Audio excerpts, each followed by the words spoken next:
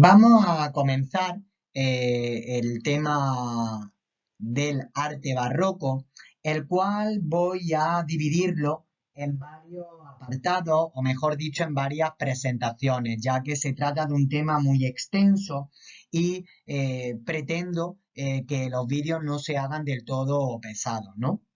En esta primera presentación vamos a hablar sobre la arquitectura, el arte barroco, concretamente la arquitectura en Italia y en Francia, en el que abordaremos aspectos tan interesantes como la cronología de este periodo, en qué nuevo contexto cultural, religioso y científico surge la estética barroca, qué es barroco, qué supone el concepto barroco, así como sus principales características, y hablaremos fundamentalmente de dos figuras importantísimas en Italia, que es Bernini y Borromini, y por último haremos alusión al Palacio de Versalles en Francia. Así que sin más dilaciones, vamos a comenzar. Como veis en la diapositiva, la cronología de este periodo hemos intentado clasificarla en función de los monarcas que reinan en cada uno de los diferentes estados europeos, o al menos los más importantes. En Francia nos encontramos con Enrique IV, el famoso rey que se convirtió al catolicismo con la célebre frase París bien vale una misa, y que será el que lleve a cabo la iniciativa de mejorar urbanísticamente la capital, París. Y por otro lado nos encontramos con el rey Luis XIV, el rey Sol, que será el principal promotor del Palacio de Versalles. En Inglaterra, bueno, simplemente comentaros que nos encontramos con diferentes reyes, destacando Jacobo II, que restablecerá de nuevo las relaciones con la Santa Sede. En Italia, destacar que la ciudad de Roma se va a embellecer gracias al mecenazgo que ponen en marcha los santos pontífices, y en España tenemos que hablar en primer lugar de un siglo XVII donde tenemos que hablar de los Austrias menores, Felipe III, Felipe IV y Carlos II, que muere en noviembre de 1700 y que va a dar lugar a que en el siglo XVIII llegue a nuestro país una nueva dinastía de origen francés, la de los Borbones.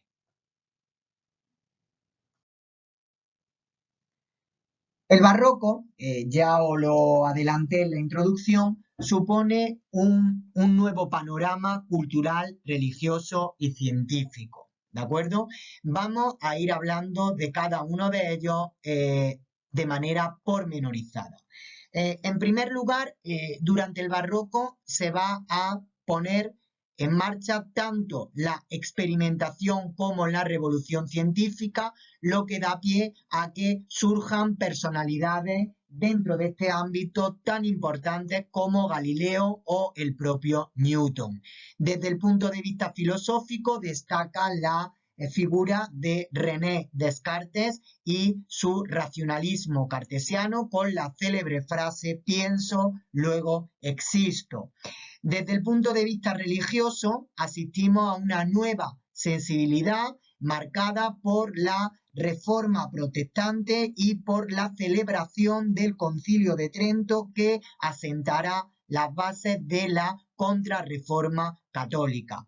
Desde el punto de vista político, deciros que estamos en la etapa de las monarquías absolutas de origen divino, es decir, se es rey por la gracia de Dios, y en Inglaterra nos encontramos con una monarquía de orden o de carácter parlamentario. La guerra o el acontecimiento bélico más importante de este periodo, sin lugar a dudas, es la Guerra de los 30 años, de 1618 a 1648, que finalizará con la firma de la Paz de Westfalia y que con respecto a nuestro país, que en cierta manera es lo que nos interesa, supone el fin de la hegemonía española en Europa.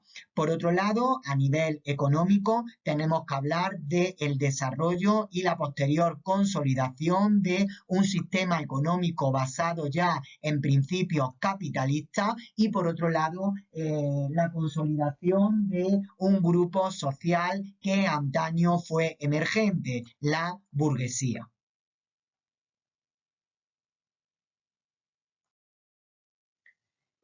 Con respecto a qué es el término barroco, decir que procede de el término barrueco, del término portugués barrueco, que es perla irregular, y el concepto de barroco se puede identificar claramente con algo exacerbado, exagerado. Con respecto a las características del arte barroco, tenemos que llegar a una conclusión muy clara, y es que se oponen claramente a la estética que hemos visto durante el tema del Renacimiento. ¿Qué quiere decir esto? Por un lado, frente a al equilibrio y a la serenidad, durante el barroco vamos a hablar de inestabilidad y movimiento. ¿Esto en qué se traduce? Bueno, pues que tiende a lo artificioso y complicado para sorprender y causar admiración y por otro lado deciros pues que tiende al dinamismo, al plasmar el movimiento, lo que se traduce en composiciones muy compleja, en forma abierta.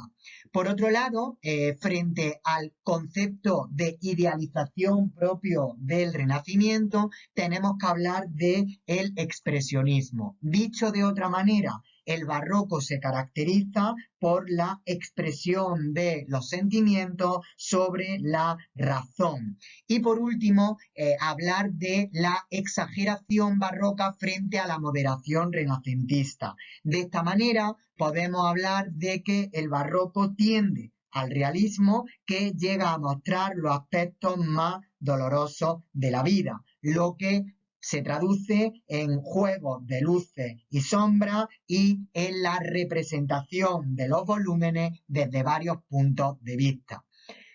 Con respecto al contexto, bueno, es un poco repetir lo que ya hemos visto en diapositivas anteriores. Importancia del Concilio de Trento como medida de muro de contención frente al protestantismo, es decir, se va a poner en marcha la contrarreforma de la Iglesia Católica. Las monarquías absolutas se convierten en la forma de gobierno más importante del periodo, monarquías de origen divino. Por otro lado, Roma va a ser el adalid artístico durante el periodo barroco y lo que he dicho antes, el mundo barroco tiende a lo artificioso, a lo complicado, ya que lo que busca es impresionar, causar admiración en el espectador, incluso transmitir poder, transmitir ideología.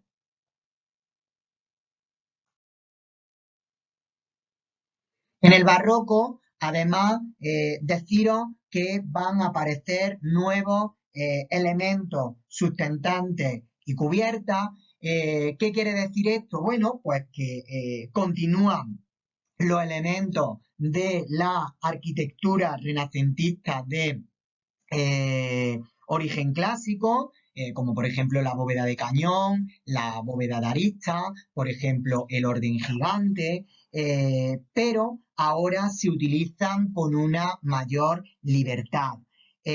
También introduce, bueno, pues curvatura, las fachadas de los edificios transmiten movimiento, empleo de la columna salomónica como prototípica del movimiento barroco.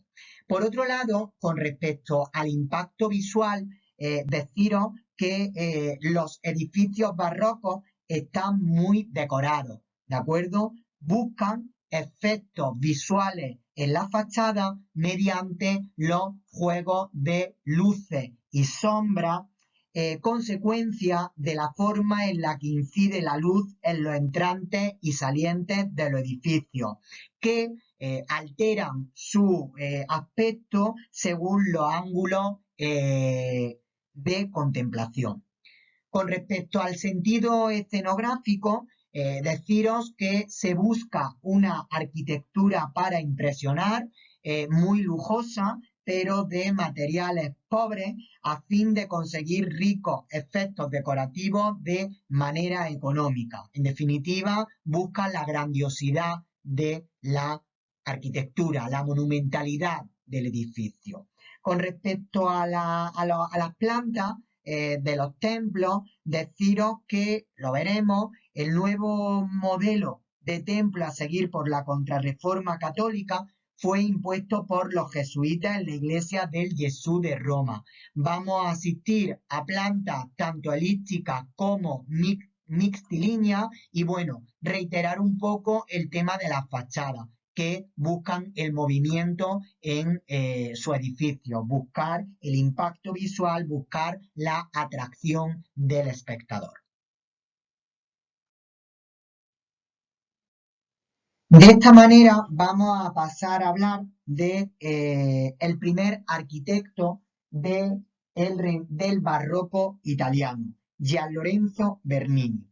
Deciros que fue uno de los formuladores del lenguaje arquitectónico barroco, artista de gran fama que gozó del mecenazgo de los papas.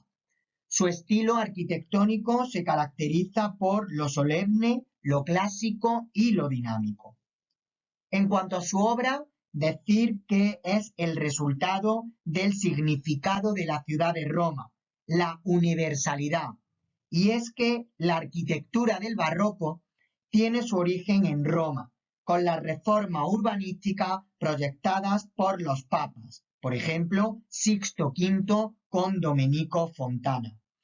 Estos papas buscaban convertir a Roma en el triunfo de la Iglesia Católica, en línea con las directrices del Concilio de Trento.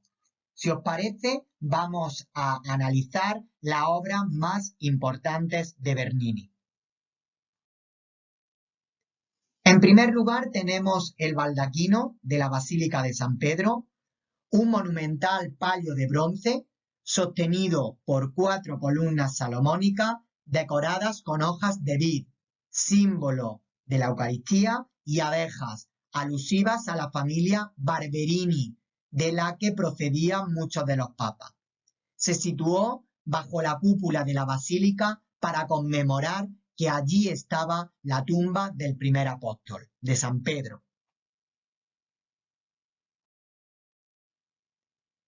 Con respecto a la columnata de la plaza de San Pedro, podéis ver en imagen que se trata de una plaza de forma elíptica, cerrada, con una columnata coronada por esculturas, también realizadas por Bernini, en el que se consiguen sorprendentes juegos lumínicos. De la fachada de la iglesia parten 2 brazos que simbolizan a la iglesia que acoge a la humanidad.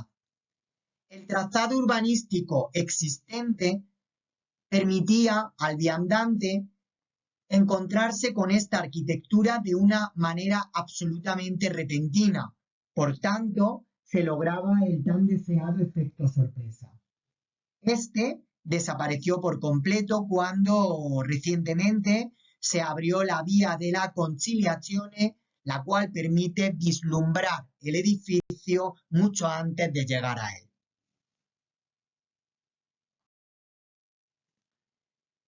La cátedra de San Pedro está relacionada con la silla que, según la tradición, había usado San Pedro.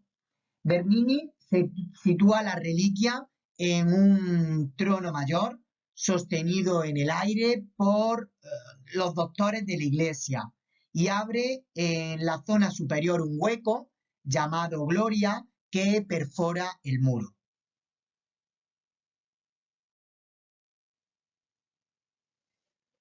Con respecto a San Andrea al Quirinale, decir que la portada es sorprendente. Vemos que está formada por un cuerpo cóncavo que acoge al visitante. Este cuerpo cóncavo se rompe con una entrada convexa sostenida por dos columnas y rematada por un tondo oval en inestable equilibrio. El interior tiene cúpula oval con nervios y casetones hexagonales. Un gran número de estatuas se sitúan rematando los vanos. Algunas de ellas recuerdan las tumbas mediceas de Miguel Ángel. Su pórtico está inspirado en el Panteón de Roma, aunque con un empleo más libre de los elementos arquitectónicos, como ya os comenté en la introducción.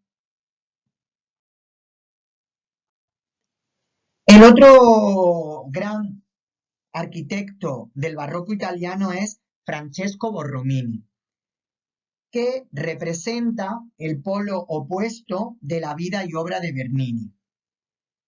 Artista de desdichada vida, fue el gran rival de Gianlorenzo. Al no gozar del favor papal, sus obras son encargos de órdenes menores y la riqueza de materiales es mucho menor. ¿Cuáles son las características de la arquitectura de Borromini? En primer lugar, su estilo es muy expresivo, concibe a los edificios como si fueran esculturas y en su edificio predomina la línea curva.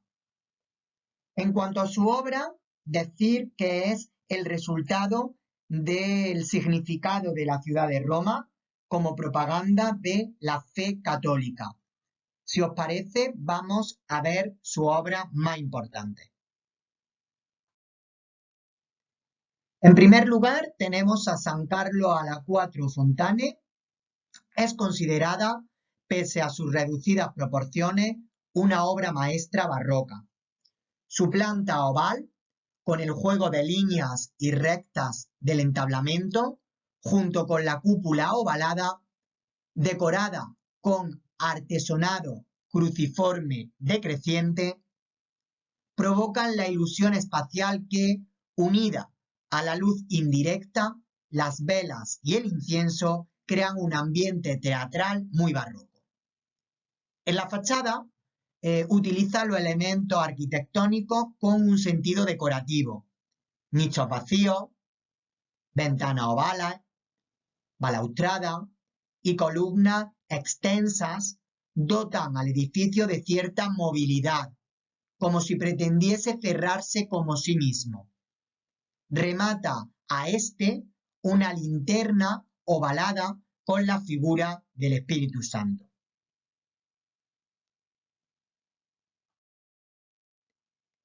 El oratorio de San Felipe Neri está concebido como una sala de audiciones, pues los filipenses, para los que realiza la obra, daban a la música una gran importancia como complemento a su labor pastoral.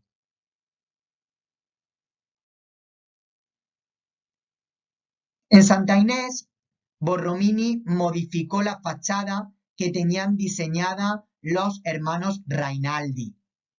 Construyó una fachada dividida en 3 secciones con entrantes y salientes. La zona central sobresale respecto a las laterales y en ella destacan 2 pequeños campaniles que enmarcan la cúpula central, destacando la presencia de esta. El arquitecto barroco reunió en la fachada de San Agnese, de Santa Inés, la pureza de elementos sencillos con la plasticidad de las formas dispuestas en distintos planos.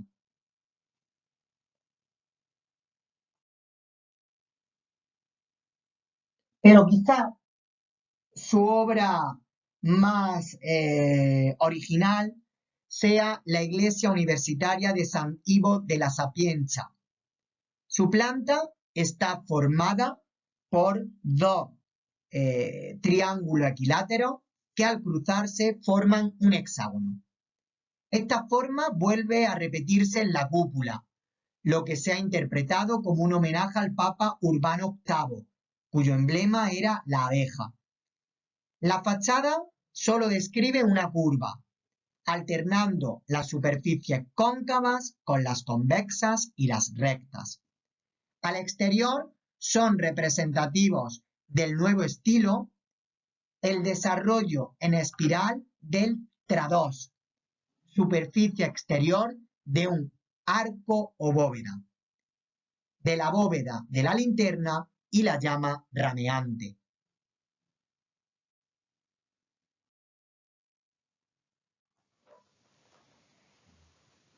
El arte barroco en Francia estuvo más al servicio del absolutismo real y mucho menos de la contrarreforma.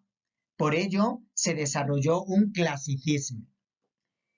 Destaca el Palacio de Versalles, de Levau y Jules Hardouin-Mansart, creando una tipología de palacio que servirá de modelo a toda Europa.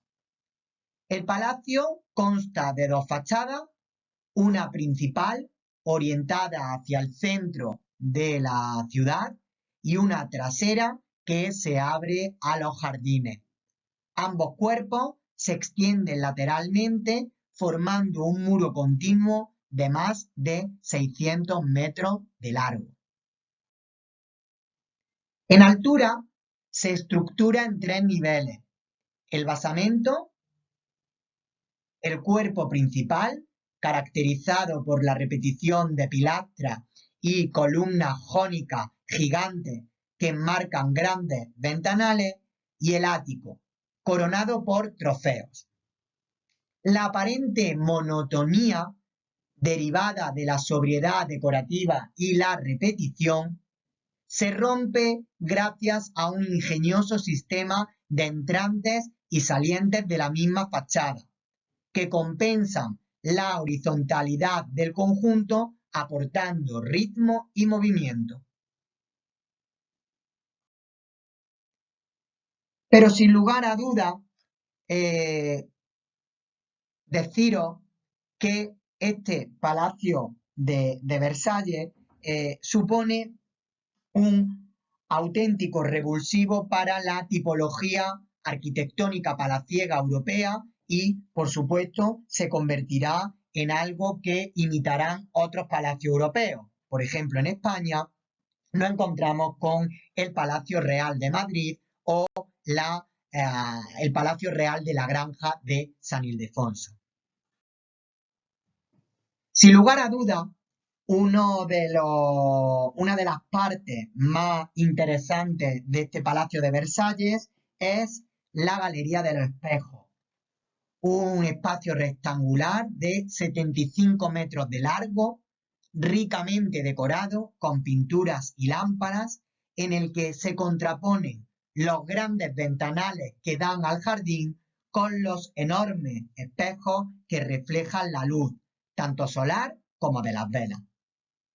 Todo ello crea un intenso y teatral juego lumínico que conlleva una interesante interacción del paisaje interior con el exterior, ayudando así al efectismo tan propio del barroco.